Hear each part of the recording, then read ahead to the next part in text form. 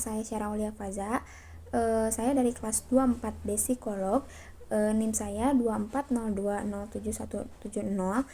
Di sini saya akan menjelaskan apa saja sih mazhab psikologi umum itu. Tugas ini dibuat untuk memenuhi tugas mata kuliah psikologi umum. Psikologi umum tuh apa sih? Psikologi umum itu merupakan fondasi utama dalam ilmu psikolog yang mempelajari prinsip-prinsip dasar perilaku dan proses mental manusia dewasa secara normal. Ruang lingkup psikologi umum menurut Immanuel Kant terbagi menjadi 3 bagian utama. Yang pertama ada kognisi. Kognisi itu pemahaman dan pemikiran termasuk persepsi dan ingatan. Yang kedua ada emosi. Emosi itu gejala jiwa yang mempengaruhi pemikiran dan tindakan. Yang terakhir ada konasi. Konasi ini tuh kemauan, kehendak, dan keinginan yang mendorong individu untuk bertindak. Dengan demikian, psikologi umum memberikan pemahaman awal yang komprehensif tentang berbagai aspek psikologis mendasar sebelum seseorang mendalami cabang-cabang psikologi yang lebih spesifik. Selanjutnya aku mau ngejelasin tentang mazhab-mazhab psikologi umum. Yang pertama tuh ada behavior. Behaviorisme adalah aliran pemikiran dalam psikolog yang fokus pada perilaku yang dapat diamati dan diukur, serta menolak gagasan untuk mempelajari proses mental internal yang dianggap subjektif dan sulit diverifikasi secara ilmiah.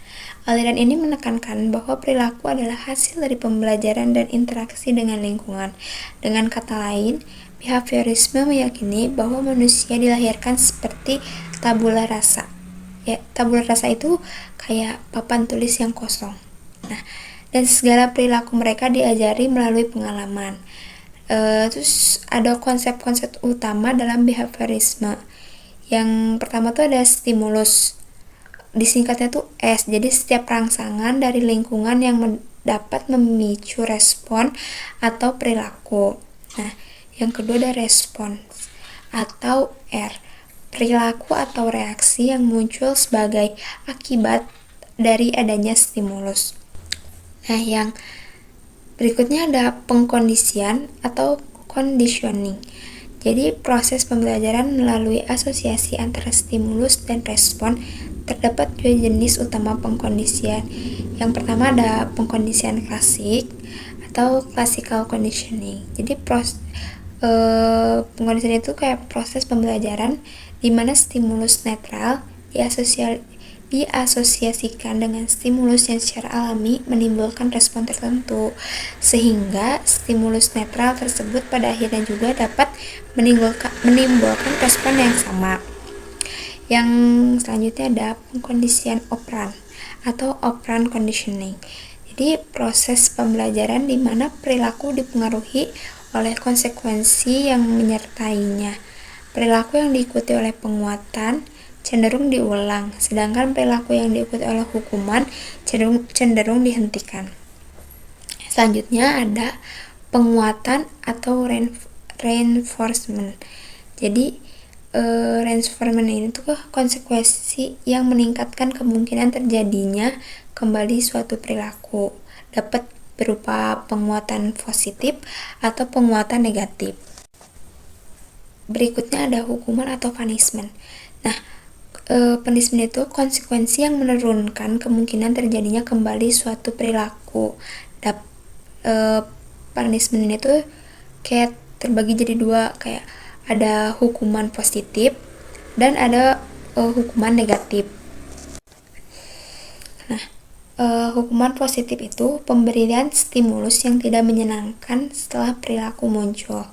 Kalau hukuman negatif yaitu penghilangan stimulus yang menyenangkan setelah perilaku muncul. Selanjutnya ada pembentukan perilaku atau shaping ya.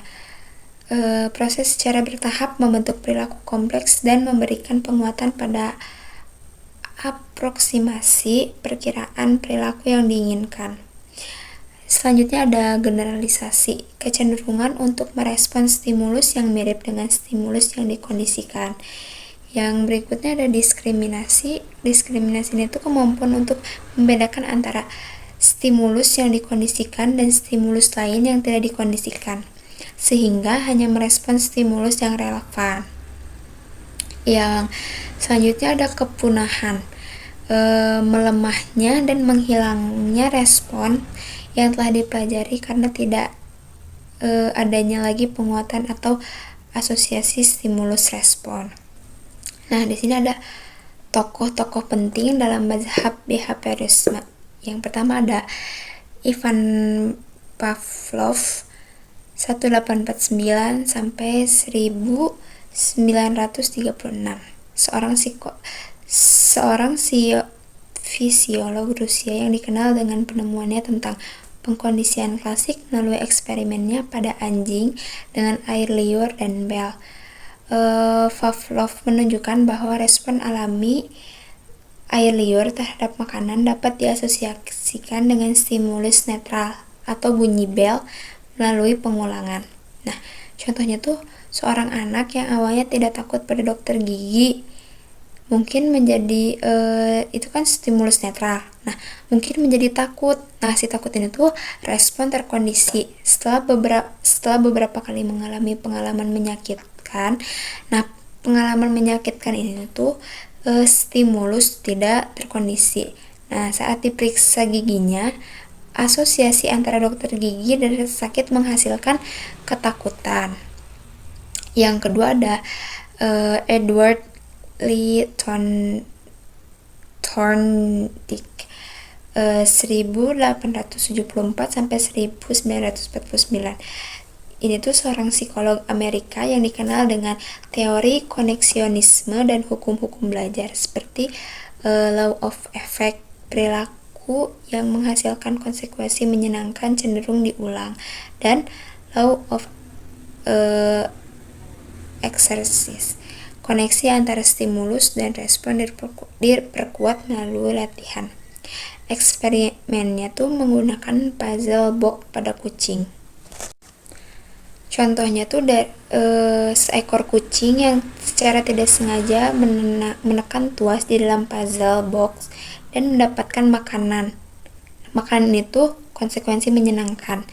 Akan lebih cepat mempelajari cara membuka kotak tersebut di percobaan berikutnya. Yang ketiga ada John B. Watson. John B. Watson ini dianggap sebagai pendiri behaviorisme sebagai aliran formal dalam psikologi. Watson menekankan bahwa psikologi harus menjadi ilmu yang objektif dan fokus pada perilaku yang dapat diamati.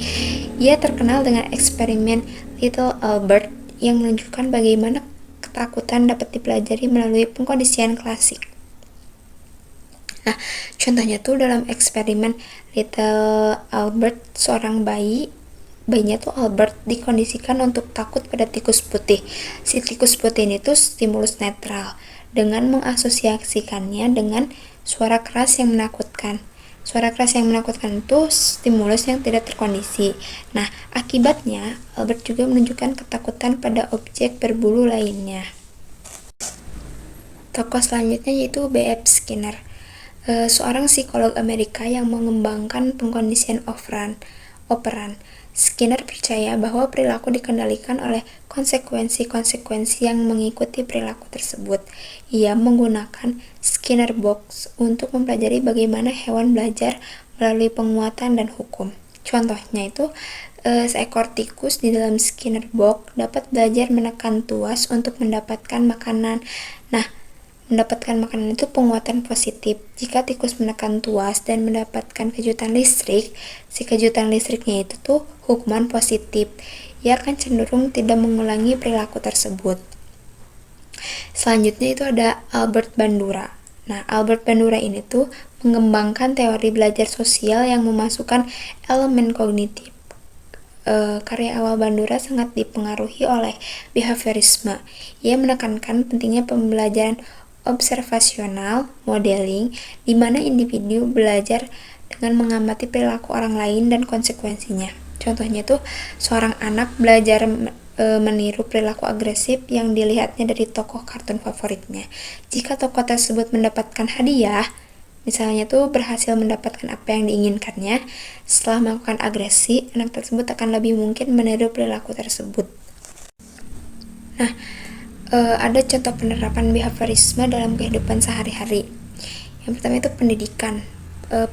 Pendidikan itu penggunaan sistem penghargaan kayak stiker atau pujian, dan hukuman. Hukuman itu kayak peringatan atau tugas tambahan untuk memotivasi siswa dan mengelola perilaku di kelas. Pembelajaran terprogram dan memberikan umpan balik segera setelah respon siswa. Nah, penerapan yang kedua yaitu adalah modifikasi perilaku. Terapi perilaku yang menerapkan prinsip-prinsip pengkondisian untuk mengatasi masalah perilaku seperti fobia, kecemasan, atau kebiasaan buruk. Contohnya, terapi pemaparan atau pemaparan untuk mengatasi fobia. Yang selanjutnya ada iklan dan pemasaran. Selanjutnya ada manajemen di tempat kerja. Meskipun memberikan kontribusi signifikan terhadap pemahaman tentang pembelajaran dan perilaku, behaviorisme juga mendapatkan kritik karena mengabaikan proses mental, determinasi lingkungan. Jadi mengabaikan proses mental tuh kayak kritikus berpendapat bahwa behaviorisme terlalu menyederhanakan perilaku manusia dengan mengabaikan peran pikiran, perasaan, motivasi internal, dan proses kognitif lainnya. Kalau determinisme lingkungan tuh kayak behaviorisme tuh dianggap terlalu menekankan peran lingkungan dan kurang menghargai peran faktor internal dan kehendak bebas individu. Selanjutnya aku bakal ngejelasin psikoanalisis. Apa sih psikoanalisis ini tuh? Nah, psikoanalisis adalah aliran pemikiran dalam psikologi yang didirikan oleh Sigmund Freud. Aliran ini menekankan pada pentingnya proses mental yang tidak sadar dalam mengendalikan pikiran, perasaan, dan perilaku manusia. Psikoanalisis meyakini bahwa pengalaman masa kanak-kanak, konflik yang tidak terselesaikan, dan dorongan-dorongan biologis yang tertekan memiliki pengaruh yang signifikan terhadap perkembangan kepribadian dan masalah psikologis di kemudian hari. Konsep-konsep utama dalam psikoanalisis, yang pertama ada topografi pikiran atau the topographical model. Freud membagi pikiran manusia menjadi 3 tingkat kesadaran. Yang pertama ada sadar atau conscious, tingkat kesadaran yang berisi pikiran, perasaan, dan ingatan yang saat ini kita sadari. Ini adalah bagian kecil dari keseluruhan pikiran. Yang selanjutnya ada prasadar atau preconscious, tingkat kesadaran yang berisi pikiran, perasaan, dan ingatan yang tidak saat ini kita sadari, tetapi dapat dengan mudah ditarik ke kesadaran ini seperti gudang ingatan yang siap diakses. Yang selanjutnya ada tidak sadar atau unconscious, tingkat kesadaran yang paling dalam dan paling berpengaruh, berisi dorongan-dorongan primitif, keinginan yang tertekan, trauma masa lalu, dan konflik-konflik yang tidak terselesaikan. Freud percaya bahwa bagian inilah yang paling kuat mempengaruhi perilaku kita meskipun kita tidak menyadarinya. Yang kedua ada struktur kepribadian atau the structural model. Freud kemudian mengembangkan model struktur kepribadian yang terdiri dari 3 komponen. Yang pertama ada id. Nah, id itu bagian kepribadian yang paling primitif dan bekerja berdasarkan prinsip kesenangan atau pleasure principle.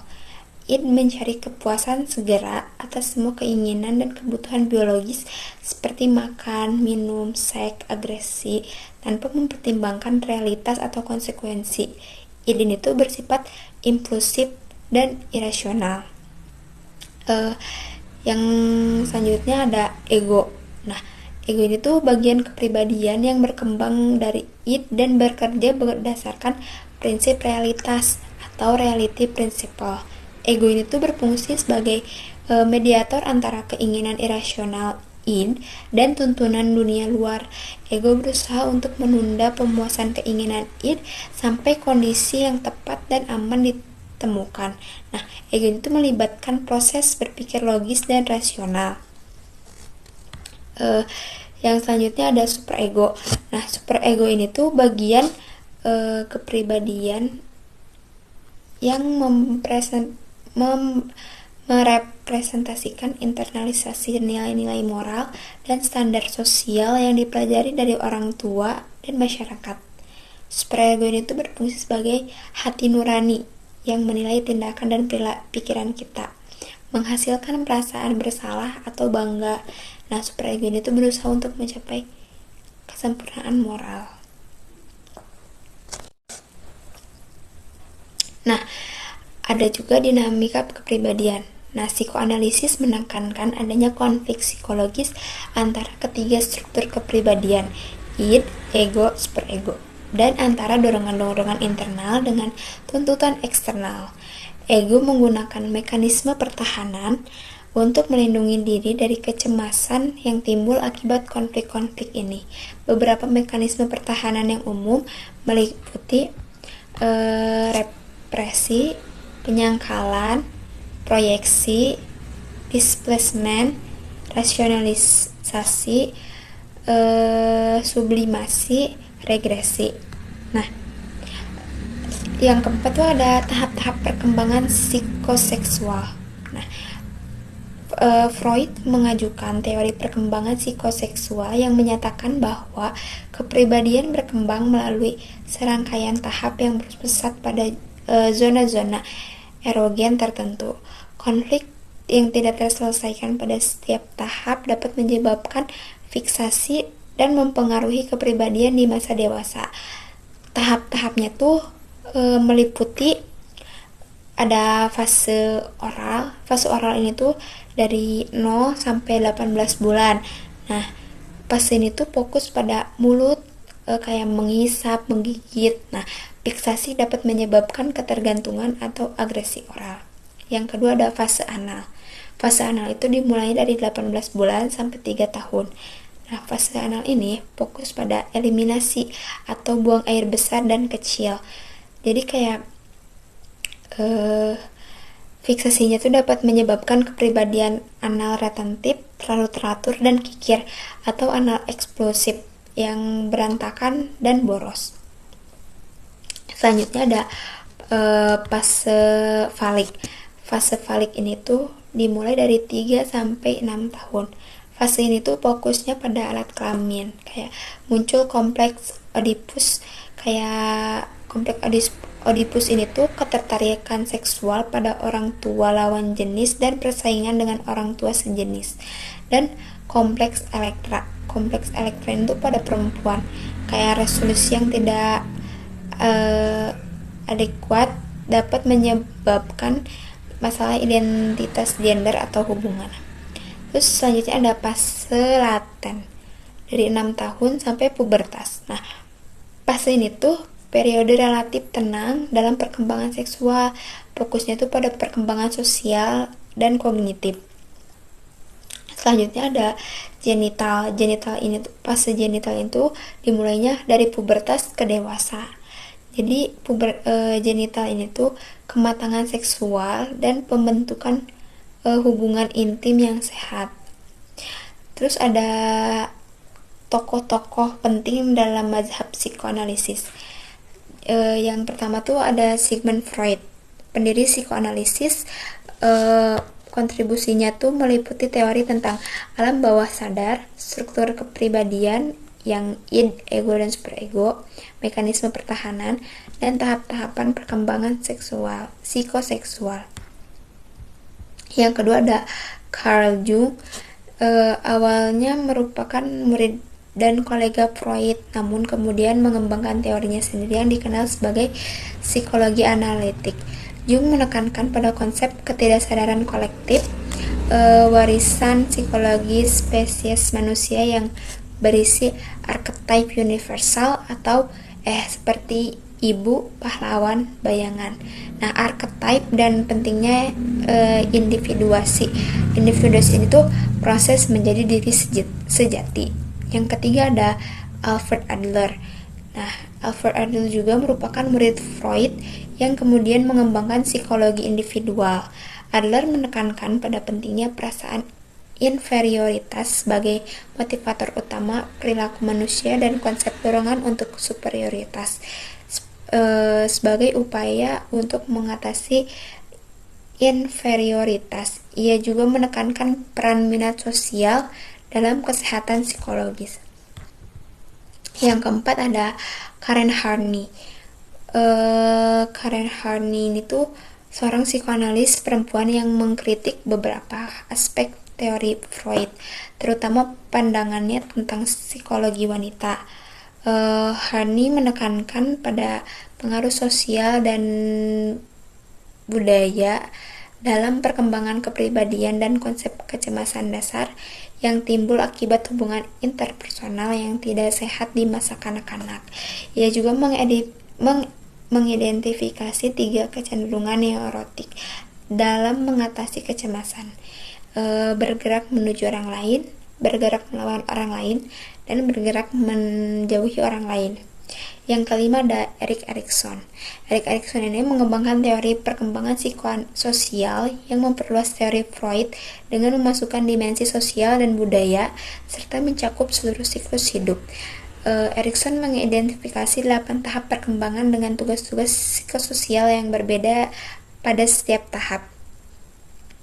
Yang keenam ada Melanie Klein, seorang tokoh penting dalam teori hubungan objek, yaitu object relation theory, yang menekankan pada pentingnya hubungan awal antara bayi dan pengasuh dalam bentuk kepribadian. Klein juga memperkenalkan konsep-konsep seperti posisi paranoid skizoid dan posisi depresif. Contoh penerapan psikoanalitik dalam kehidupan sehari-hari itu yang pertama ada psikoterapi psikoanalitik. Bentuk terapi yang bertujuan untuk membawa konflik-konflik tidak sadar ke alam sadar sehingga pasien dapat memahami akar permasalahan mereka dan mencapai insight. Teknik yang digunakan meliputi asosiasi bebas, analisis mimpi, interpretasi, dan analisis transferensi. Yang kedua ada memahami perilaku sehari-hari. Psikoanalisis itu juga dapat membantu kita memahami mengapa sih seseorang mungkin memiliki kebiasaan tertentu, misalnya kayak menggigit kuku sebagai manifestasi fiksasi oral akibat kurangnya kepuasan di masa kanak-kanak. Ada reaksi emosional yang kuat terhadap situasi tertentu, mungkin terkait dengan trauma masa lalu yang tertekan, atau pola hubungan yang berulang, mungkin mencerminkan dinamika hubungan awal dengan orang tua.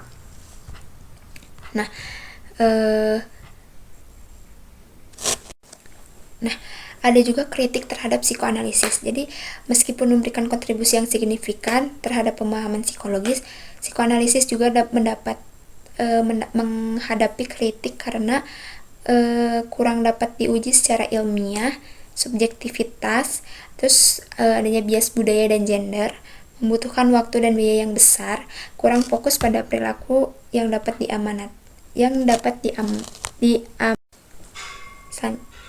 Selanjutnya ada humanistik. Humanistik itu kayak psikologi humanistik muncul pada pertengahan abad ke-20 sebagai reaksi terhadap 2 aliran utama psikologi yang dominan saat itu, behaviorisme dan psikoanalisis. Behaviorisme dianggap terlalu fokus pada perilaku yang dapat diamati dan mengabaikan aspek subjektif manusia, sementara psikoanalisis dianggap terlalu pesimistis dan deterministik, menekankan pada dorongan-dorongan primitif dan pengalaman masa lalu yang traumatis. Psikologi humanistik menawarkan perspektif yang lebih positif dan optimistik tentang sifat manusia. Aliran ini tuh menekankan pada potensi unik individu untuk pertumbuhan, perkembangan diri, dan aktualisasi diri. Psikolog humanistik percaya bahwa manusia memiliki kehendakan bebas atau free will dan kemampuan untuk membuat pilihan serta bertanggung jawab atas hidup mereka. Fokus utamanya tuh pada pengalaman subjektif individu, makna, nilai-nilai, dan potensi kemanusiaan. Prinsip-prinsip utama psikologi humanistik humanistik yaitu fokus pada pengalaman subjektif. Nah, psikologi humanistik itu sangat menghargai pengalaman subjektif individu, persepsi mereka tentang diri sendiri dan dunia, serta makna yang mereka berikan pada pengalaman tersebut. Yaitu selanjutnya ada penekankan pada potensi manusia. Terus selanjutnya itu ada keyakinan dan kehendakan bebas, ada pandangan holistik, ada penekanan pada makna dan tujuan hidup, terus ada penolakan reduksionisme. Jadi reduksionisme itu aliran ini menolak upaya untuk mereduksi kompleksitas manusia menjadi variabel-variabel sederhana atau dorongan-dorongan biologis. Nah, ada juga tokoh-tokoh penting dalam mazhab psikologi humanistik. Yang pertama ada Abraham Maslow. Nah, Abraham Maslow ini tuh dikenal dengan teori hierarki kebutuhan. Maslow mengusulkan bahwa manusia memiliki serangkaian kebutuhan yang tersusun secara hierarkis, mulai dari kebutuhan fisiologis dasar kayak makan, minum, hingga kebutuhan aktualisasi diri kayak mencapai potensi penuh. Nah, individu termotivasi untuk memenuhi kebutuhan yang lebih rendah terlebih dahulu sebelum dapat fokus pada kebutuhan yang lebih tinggi. Nah, ada hierarki kebutuhan Maslow tuh kayak kebutuhan psikologis untuk bertahan hidup. Nah, kalau kebutuhan fisiologis tuh kayak kebutuhan dasar untuk bertahan hidup, kayak makan, minum, tidur, oksigen, dan lain-lain. Terus yang kedua tuh ada kebutuhan keamanan, safety needs, kayak kebutuhan akan rasa aman, stabilitas, perlindungan dari bahaya, dan ketidakpastian. Terus ada kebutuhan cinta dan kepemilikan, love and belonging needs, kebutuhan akan hubungan yang hangat, persahabatan, kasih sayang, dan rasa diterima. Terus yang selanjutnya ada kebutuhan penghargaan, kebutuhan akan harga diri, rasa percaya diri, kompetensi, pengakuan dari orang lain. Yang selanjutnya ada kebutuhan aktualisasi diri, self-actualization needs, kebutuhan untuk mencapai potensi penuh, menjadi kreatif, spontan, menerima diri sendiri dan orang lain, serta memiliki pemahaman yang mendalam tentang diri dan dunia. Selanjutnya tokoh-tokoh yang berpengaruh itu ada Carl Rogers. Nah, Carl Rogers ini tuh dikenal dengan pendekatan yang berpusat pada klien atau pendekatan yang berpusat pada orang. Rogers tuh menekankan pada pentingnya hubungan terapeutik yang autentik, penuh empati, dan penerimaan tanpa syarat dalam memfasilitasi pertumbuhan dan perubahan positif pada klien. Ia juga mengembangkan konsep diri ideal self atau diri nyata, serta pentingnya kongruensi antara keduanya untuk. Yang ketiga ada Rollo May. Nah, Rollo May itu seorang psikologis eksistensial Amerika yang sering dikaitkan dengan psikologi humanistik. May menekankan pada kebebasan, tanggung jawab, kecemasan eksistensial, dan pencarian makna dalam kehidupan manusia. Ia juga percaya kayak bahwa manusia terus-menerus berjuang untuk menemukan makna dan menghadapi kenyataan akan keberadaan dan kematian. Yang keempat ada Viktor Frankl, seorang psikiater dan neurolog Australia yang selamat dari Holocaust. Frankl mengembangkan logoterapi, sebuah pendekatan terapeutik yang berfokus pada pencarian makna dalam hidup. Sebagai motivasi utama manusia, pengalaman traumatisnya mengajarkannya bahwa bahkan dalam kondisi yang paling sulit sekalipun, manusia dapat menemukan makna dan tujuan. Contoh penerapan psikologi humanistik dalam sehari-hari yaitu kayak pendidikan, psikoterapi humanistik, pengembangan diri atau self-help, manajemen dan kepemimpinan, konseling, hubungan interpersonal.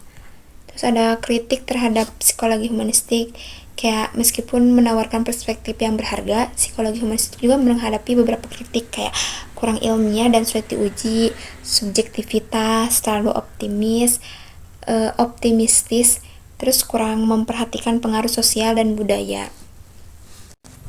Nah, Berikutnya ada kognitif. Psikologi kognitif adalah aliran psikologi yang fokus pada proses mental internal yang terlibat dalam memahami dunia dan bertindak di dalamnya. Berbeda dengan behaviorisme yang menekankan pada perilaku yang dapat diamati.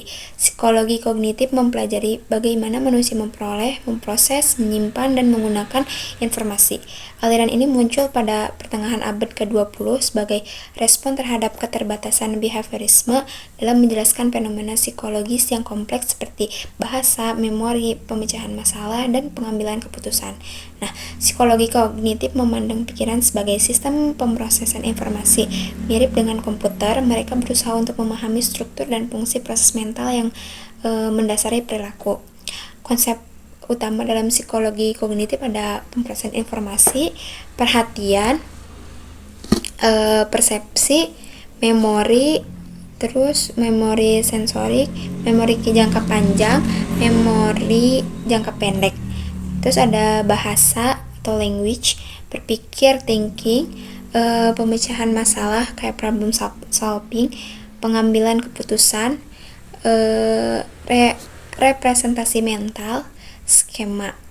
Terus ada tokoh-tokoh penting dalam mazhab psikologi kognitif, yaitu ada Ulrich Neisser, sering dianggap sebagai bapak psikologi kognitif dengan publikasi buku yang berjudul Kognitif Psikologi yang menandai kelahiran formal aliran ini.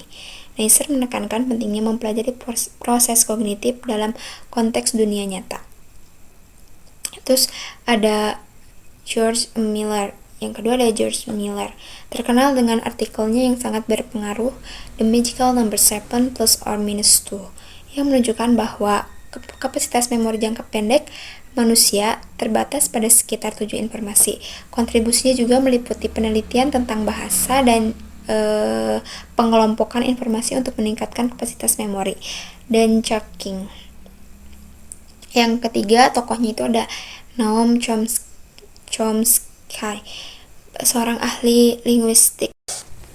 Tokoh selanjutnya ada Jean Piaget, seorang psikolog perkembangan Swiss yang terkenal dengan teori perkembangan kognitif pada anak-anak. Piaget juga menjelaskan bagaimana anak-anak secara aktif mengembangkan pemahaman mereka tentang dunia melalui tahapan-tahapan perkembangan kognitif yang berbeda. Yang kelima ada Alan Baddeley dan Graham Hirsch, mengembangkan model memori kerja atau working memory yang lebih kompleks daripada konteks memori jangka pendek sederhana. Model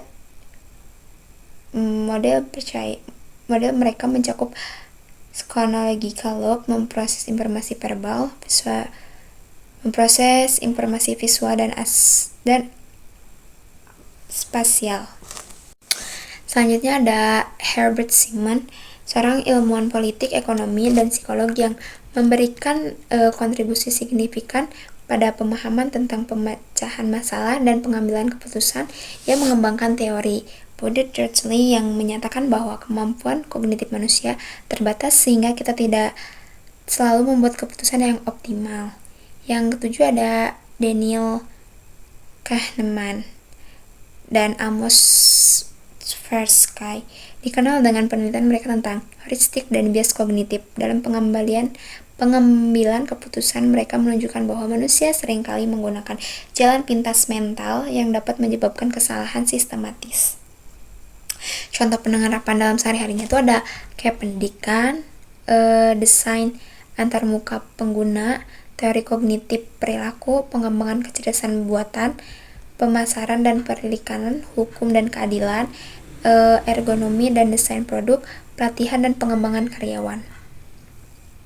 Kritiknya tuh ada analogi komputer yang terlalu sederhana, terus ada kurang memperhatikan faktor emosional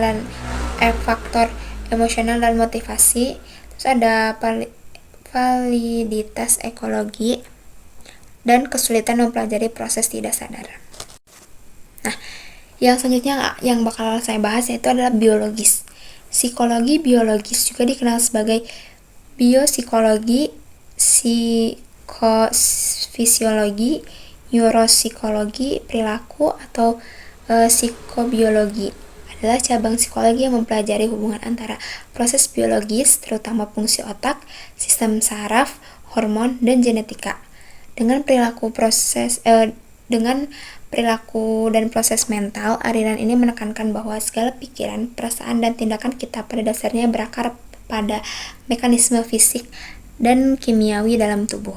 Psikologi biologis menggunakan prinsip-prinsip biologi untuk menyelidiki penyebab perilaku mental tetanik dan pada bagaimana struktur dan fungsi sistem saraf, interaksi hormon, dan faktor genetik mempengaruhi pembelajaran, memori, emosi, persepsi, gangguan mental, dan aspek psikologis lainnya.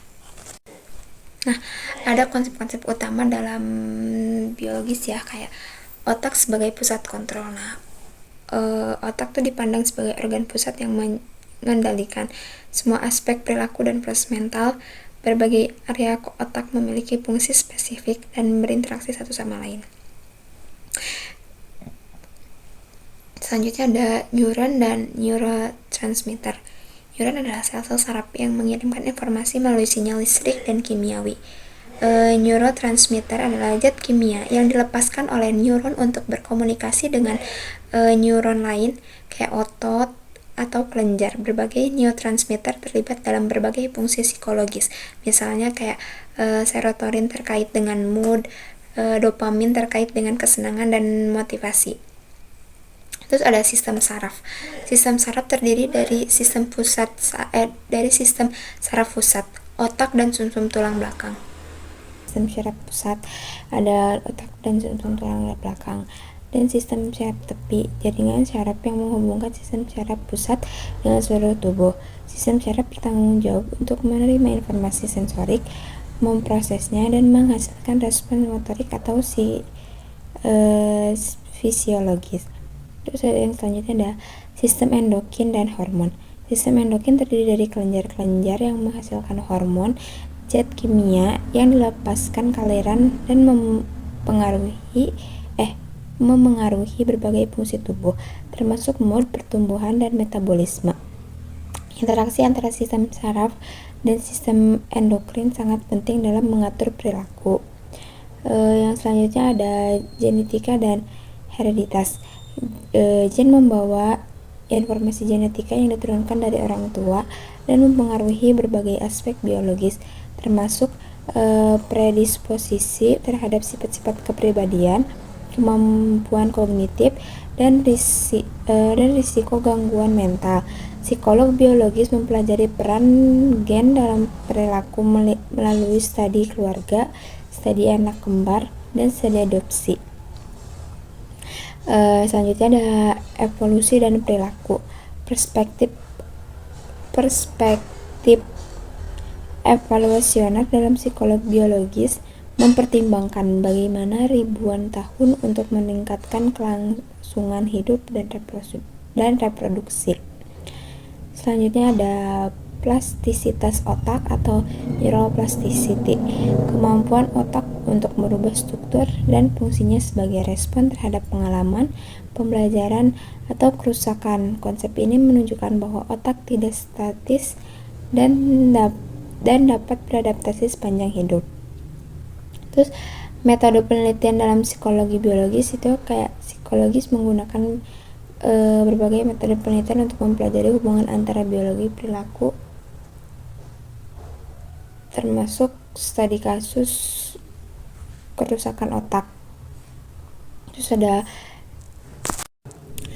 jadi studi kasus kerusakan otak tuh kayak mempelajari perubahan perilaku dan kemampuan mental pada individu. Terus selanjutnya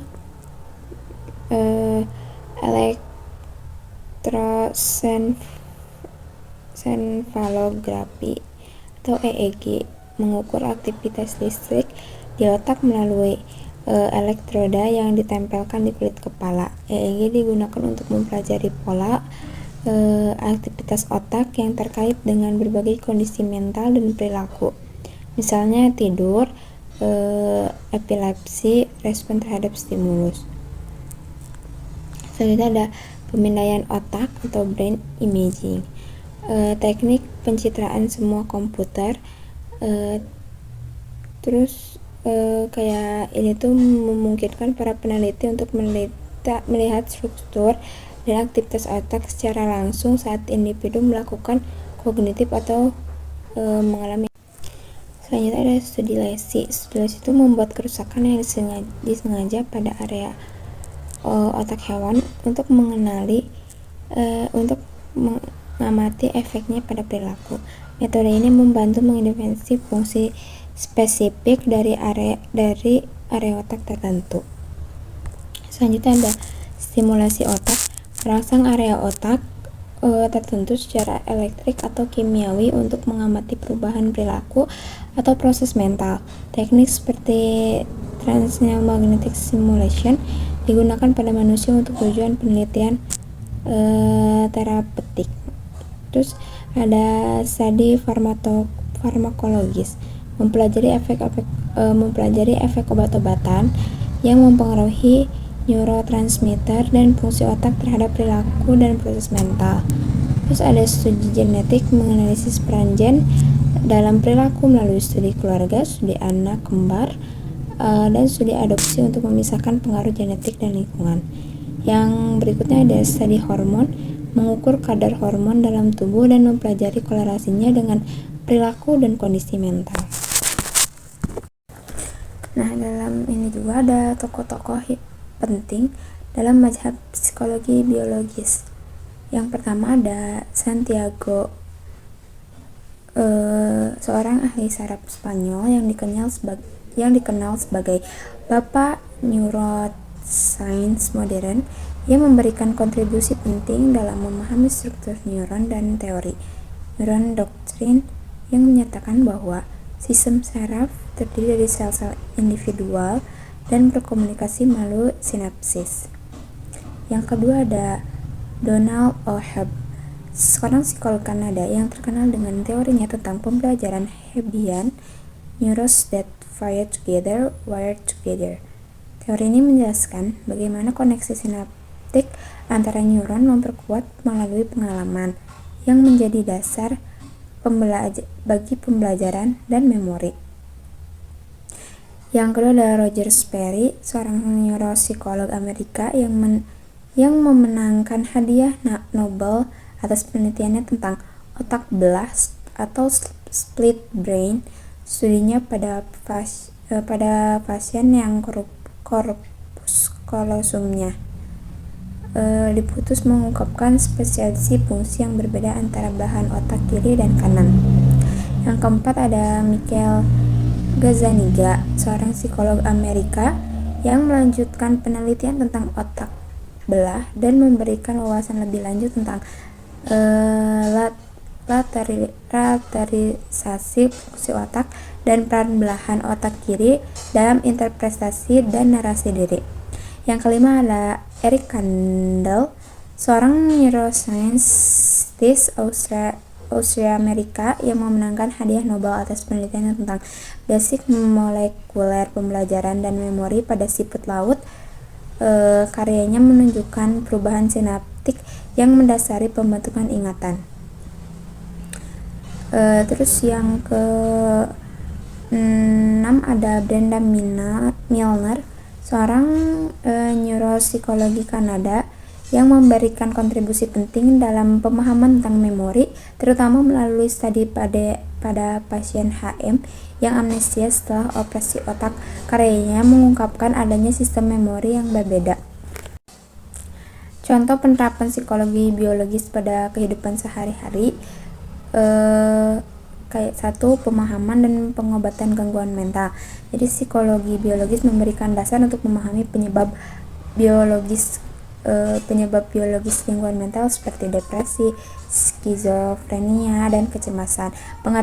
Pengetahuan ini mengarah pengembangan pengobatan farmakologis, obat-obatan yang mempengaruhi neurotransmitter, dan investasi biologis lainnya, misalnya terapi elektrokonvulsif atau stimulasi otak dalam. Terus berikutnya ada pengembangan obat-obatan psikoaktif. Penelitian dalam psikologi biologis membantu dalam mengidentifikasi target biologis untuk pengembangan obat-obatan yang dapat mempengaruhi mood, kognisi, dan perilaku.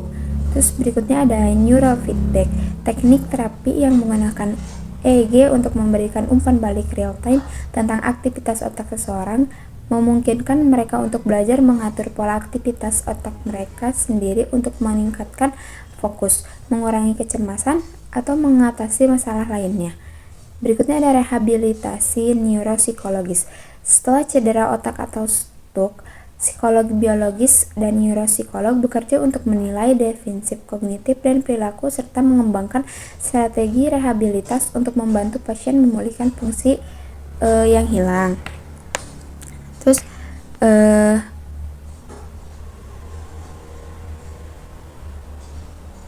peningkatkan kinerja kognitif. Penelitian tentang nutrisi, olahraga, dan stimulasi otak non-invasif seperti TMS dan TDCS sedang dieksplor untuk meningkatkan fungsi kognitif seperti memori dan perhatian.